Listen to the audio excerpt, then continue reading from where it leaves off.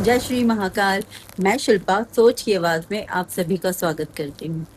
आज मैं जो टॉपिक आप लोगों से शेयर करना चाहती हूँ वो कहीं ना कहीं मेरी आप बीती भी है। कहते हैं जब पेरेंट्स चले जाते हैं, जब मम्मी पापा आपको छोड़ के चले जाते हैं, तो रिश्ते और रिश्तेदारों की आपको अहमियत, कदर और असली चेहरे पता लग जाते हैं।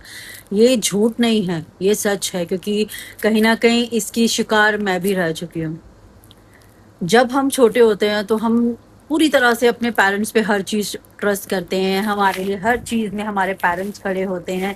कभी कोई गलत बोल दे, कुछ हो जाए, हम गलत नंबर ले आए, हम कम नंबर ले आए, हम पढ़ाई में अच्छे ना हो, हमसे कोई गलती हो जाए, हम बाहर कुछ कर लें या घर में कुछ कर दें, तो हमारे पेरेंट्स उसका सपोर्ट करते हैं। जैसे जैसे रिश्तेदार या बाहर के लोग कभी आपके लिए अगेंस्ट नहीं बोल पाते, क्योंकि मम्मी पापा उस चीज़ को कवर करने के लिए खड़े होते हैं। जैसे जैसे होते रहते हैं, हम बड़े हुए, तब हम यही चीज़ें उनके सपोर्ट की वजह से करते हैं। हम गलत रास्ते सही रास्ते उनसे समझ पाते हैं। उनका साथ हमेशा हमारे लिए अहमियत रखता है। पर आप ये बताइए, जिन बच्चों के मम्मी पापा कम उम्र में या बचपने में या बड़े होने के बाद एक्सपायर हो जाते हैं, उन बच्चों को क्या क्या सफ़र करना पड़ता है, ये शायद आप सभी जानते होंगे। पर बताते या शेयर नहीं करते हैं आप लोग अब किसी से भी अपनी चीज़ें, क्योंकि ना ये वो रिश्तेदार जो आज सुन भी रहे होंगे, वो रिश्तेदार भी ये नहीं फील कर पाते कि उस बच्चे पे आप कितना टॉर्चर कर रहे हो। वो पहले ही अपनी हर उम्मीद से टूट चुका है, अपने पेरेंट्स को खो चुका होता है, अपनी पूरी दुनिया छोड़ चुका होता है वो एक तरह से। फिर भी आप लोग उसे पिंच, टॉर्चर और उंगलियां उठाना, इतनी सी बात को लेके इतना बड़ा बतंगड़ बना देना, ये सब करना शुरू कर देते हैं। क्यों? पता है क्यों?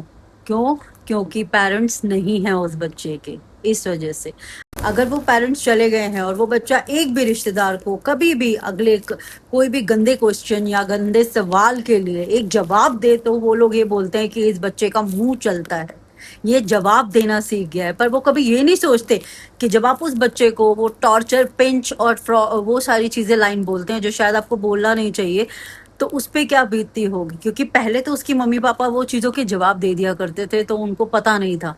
पर अब जब वो बच्चे अपने आप फेस कर रहे हैं, अपने आप का सच और झूठ सब कुछ उनके सामने रख रहे हैं, तब रिश्तेदार आके बोलना शुरू कर देते हैं। वो कभी सोचते नहीं हो उस बच्चे ने क्या खोया है, उसके ऊपर क्या बीत रही है। आप उसको भी समझने का एक टाइम दीजिए। फिर वो गलत इंसान कहलाने लग जाता है। यही चीज़ वो दुनिया में करे तो वो बोलने वाला वो हो जाता है। आप सिर्फ उसे बुरा बनाना चाहते हैं। आप कभी ये नहीं सोचते कि उसके ऊपर क्या बीत रही होगी, वो क्या क्या फेस कर रहा होगा अकेला। अकेला वो इंसान क्या क्या फेस कर रहा होगा। माँ बाप नहीं है, वो पूरी तरह से टूट चुका है। उसका अच्छा बुरा वो खुद करेगा, उसका अच्छा बुरा वो खुद करने की कोशिश में लगा रहेगा।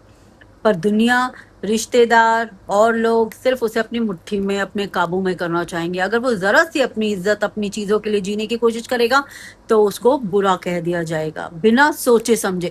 और वही चीज अगर उन रिश्तेदारों के खुद के अपने बच्चे अगर इससे भी ज्यादा या इतनी भी लिमिट की कोई गलती करेंगे या कुछ भी बोलेंगे या पलट के जवाब देंगे, तो वो दबा दी जाएगी बात घर के अंदर ही, क्योंकि मम्मी पापा उठ के बैठे हैं। बहुत बड़ा सोच का इशू है यहाँ पर, बहुत बड़ा, क्योंकि सारी चीजें यहाँ सोच से होती है। आपके बच्चे अगर करें तो वो सही, चाहे वो किसी को भी किसी भी हद तक जाके गलत कर ले, पर वो सही, उनकी गलतियां दबा दी जाएगी क्योंकि उनके मम्मी पापा बैठे हैं। पर जिन बच्चों के मम्मी पापा नहीं है इस दुनिया में, उनका सहारा कौन बनेगा, उनके लिए कौन खड़ा होगा, उनको कौन पूछेगा? वो खुद। वो खुद अपने दुख तकलीफ बता सकते हैं, वो खुद अपने लिए जवाब दे सकते हैं, वो खुद अपना अच्छा बुरा बोल सकते हैं। पर शर्त, दुनिया समझे इस चीज को, सुने इस चीज को, माने इस चीज को। पर कोई नहीं मानता और आप फिर पब्लिक प्रॉपर्टी कहलाने लग जाते हैं। क्यों? क्योंकि आपके मदर फादर नहीं है, तो पब्लिक आएगी, आप पे अपनी चीजें रखेगी, आपको तोलेगी, आपको बोलेगी और आपको झेलना पड़ेगा सारी जिंदगी उस चीज के लिए। क्यों ऐसा होता है? आप बताइए मुझे क्यों? क्या वो माँ बाप को जब कुछ हुआ था या वो चले गए थे इस दुनिया से, तो क्या उस बच्चे का कसूर था? उस बच्चे की वजह से क्या वो जाते हैं? नहीं। किसी के भी माँ बाप किसी बच्चे की वजह से नहीं जाते हैं।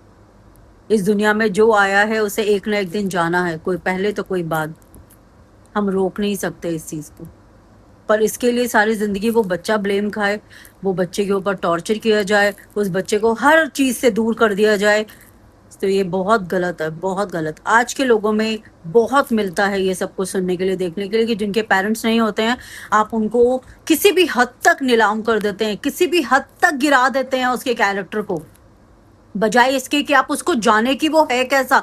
और एक बात हमेशा याद रखिएगा, जिन बच्चों के पेरेंट्स बड़े होने तक या और तक या शादी के बाद तक आपके साथ है ना, वो एक तरह से इतने कैपेबल, इतने सपोर्टेबल अपनी लाइफ के लिए नहीं बनते जितने वो बच्चे अपनी लाइफ के लिए स्टैंड अप हो जाते हैं जो कम उम्र में अपने माँ बाप को खो चुके होते हैं। उन्होंने धक्के खा के जिंदगी में बहुत कुछ धूप छांव झेल के अपनी लाइफ को स्टैंड किया होता है, अपनी परवरिश के दम पर, अपनी सोच के दम पर, अपनी अच्छाइयों और बुराइयों के दम पर। इसका मतलब ये नहीं है कि आप उनको ब्लेम करें कि वो ऐसे हैं, वो वैसे हैं। उनकी अच्छाइयाँ, उनकी चीज़ें भी देखें, उनके अंदर सबसे ज़्यादा गट्स होंगे क्योंकि वो अकेले अपने लिए स्टैंड कर रहे हैं, सबको जवाब देने का हक भी रखते हैं।